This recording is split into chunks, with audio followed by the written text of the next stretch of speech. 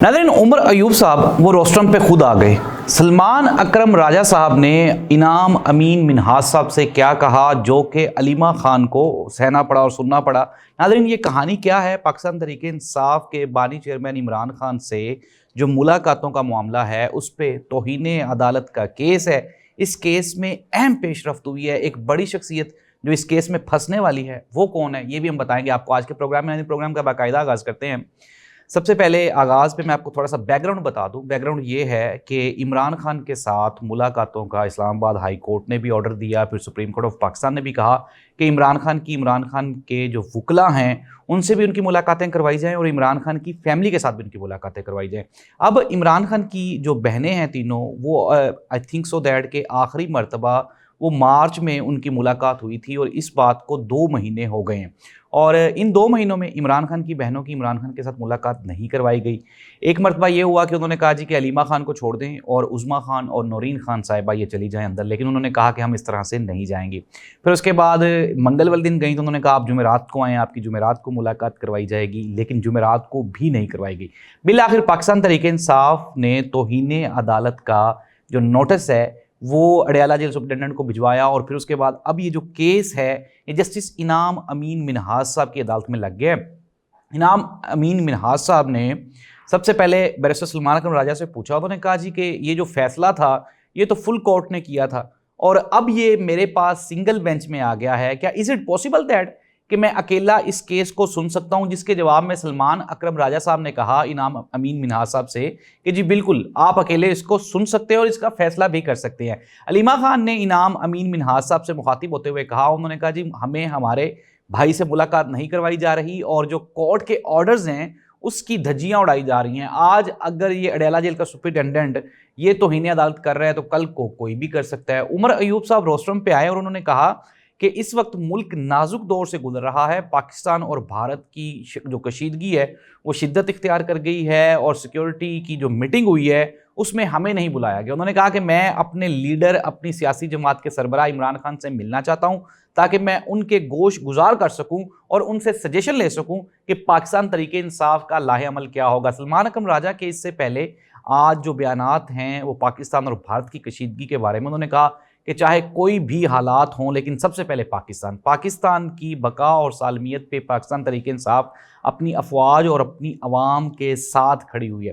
नाज़रीन, ये तो तौहीन अदालत की कार्रवाई है। अब मैं आपको बताता हूँ कि असल कहानी है क्या। कहानी जाहिर सी बात ये है कि जिस तरह से इमरान खान के जब ये मिलने जाते हैं तो इमरान खान अपनी बहनों के ज़रिए वो एक आप ये कह लें कि एक वर्बल एक मैसेज आ जाता है और वो जो मैसेज है वो आके उस सारी की सारी मेहनत को जो इमरान खान को खामोश करवाने के लिए की गई होती है उसको वो उड़ा के रख देती है। अगर हम बात करें सलमान अकरम राजा साहब की, उन्होंने कहा कि इमरान खान की उन्होंने तस्वीर भी बंद कर ली है, आवाज़ भी बंद कर ली है, लेकिन इमरान खान का पैगाम ये बंद नहीं कर पाए। और यही वजह है कि आज भी इमरान खान का पैगाम पाकिस्तान के बच्चे बच्चे की ज़ुबान पे है और यही वजह इमरान खान को आइसोलेट करने की है, आइसोलेशन में डालने की और इमरान खान की मुलाकातें बंद करने की है। दूसरी जानिब पाकिस्तान पीपल्स पार्टी और मुस्लिम लीग नून इंतहाई अहम और दिलचस्प गेम हो चुकी है।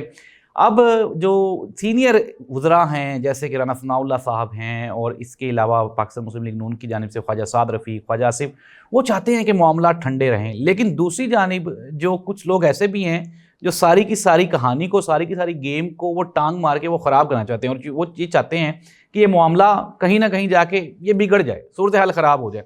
उज़मा बुखारी साहिबा की प्रेस कॉन्फ्रेंस, फिर उसके बाद नदीम अफजल चंद साहब की प्रेस कॉन्फ्रेंस और अब जो प्रेजेंट सिचुएशन है वो ये है कि राना सनाउल्लाह साहब से एक प्रोग्राम में पूछा गया जी कि क्या पाकिस्तान पीपल्स पार्टी हुकूमत छोड़ सकती है, तो उन्होंने कहा जी कि पाकिस्तान पीपल्स पार्टी किसी भी सूरत हुकूमत नहीं छोड़ सकती। जब पाकिस्तान पीपल्स पार्टी से इसी बारे में सवाल पूछा गया तो उन्होंने कहा कि ये हमारा इम्तहान ले रहे हैं, इट मीन्स दैट कि ये हमें मजबूर कर रहे हैं कि हम हुकूमत छोड़ दें। नाज़रीन, पाकिस्तान पीपल्स पार्टी नहरों वाले मामले में दोनों जानिब से फंस चुकी है।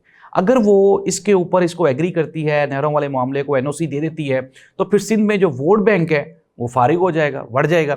और अगर ये नहरों वाले मामले पे कोई एक्शन लेते हैं, जवाब दे देते हैं, तो फिर इस्टेब्लिशमेंट नाराज़ हो जाएगी। इट मीन्स दैट कि बिलावल भुट्टो जरदारी साहब का जो सियासी मुस्तकबिल है वो दोनों जानिब से फंसा हुआ है, घिरा हुआ है।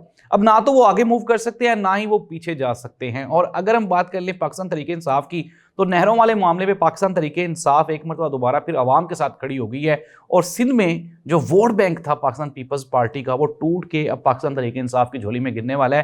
پنجاب میں کسانوں کے ساتھ جو ظلم اور ستم ہوا ہم نے دیکھ بھی لیا کہ 2000 والی جو بیچاری گندم ہے وہ اب آہستہ آہستہ 2400 سے شروع ہوا ریٹ, پھر اس کے بعد یہ 2200 پہ آیا اور اب جا کے یہ 2000 پہ جا کے ٹک گیا. اگر ہم DAP, کھاد, اس کے علاوہ پانی, بجلی اور جتنے بھی ایکسپینسز ہیں ذمہ دار کے, جب ان کی بات کرتے ہیں تو بیچارے ذمہ دار کو اربوں روپے کا گھاٹا ہے.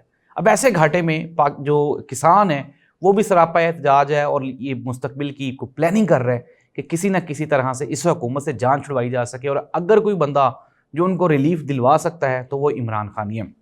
ناظرین, آئندہ چند دنوں میں ہونے کے حوالہ ہے, ایک تو جو پبلک سینٹیمنٹ ہے, جو سڑکوں پہ لوگوں کی آمد و رفت کا سلسلہ ہے, احتجاج کا سلسلہ ہے, وہ بڑھ گیا ہے. دوسری جانب پاکستان پیپلز پارٹی, مسلم لیگ نون, ان میں جو دوریاں ہیں وہ آہستہ آہستہ بڑھتی جا رہی ہیں. جو پولیٹیکل ڈیولپمنٹ ہے, JUI جماعت اسلامی اور JUI فے, ان میں ایک بلاک بن گیا ہے, اپوزیشن اتحاد بن گیا ہے. اگر پیپلز پارٹی کہہ رہا ہوں, اگر پاکستان تحریک انصاف وہ کوئی پازیٹیو رسپونڈ کرتی ہے اور JUI فے کے ساتھ اور جماعت اسلامی کے ساتھ مل جاتی ہے, جیسا کہ بیرسٹر گوہر نے کہا کہ ہم یہ دیکھ رہے ہیں کہ ہم بھی یہ جو بنا ہے بلاک بنا ہے ہم بھی اس کا حصہ بن جائیں, تو یہ حکومت وقت کے لیے ایک پریشانی ہوگا. جس طرح اب حکومت نے ایک جو ہے وہ ریلیف کا ماحول بنایا, انہوں نے کہا جی کہ دیکھیں اپوزیشن کا الائنس نہیں بن سکا. فیصل واڈا صاحب کہہ رہے تھے, انہوں نے کہا میں نے پہلے ہی بتایا تھا کہ یہ جو اپوزیشن الائنس ہے یہ نہیں بنے گا. اپوزیشن الائنس بنے گا, لیکن چونکہ مختلف قسم کے لوگ ہوتے ہیں, مختلف سوچ رکھنے والے لوگ ہوتے ہیں, تو it will take some time. ناظرین, اس دعا کے ساتھ کہ پاکستان میں جو سیاسی استحکام ہے وہ آئے, پھر اس کے بعد معاشی استحکام آئے, تاکہ پاکستان آگے بڑھ سکے. اللہ حافظ.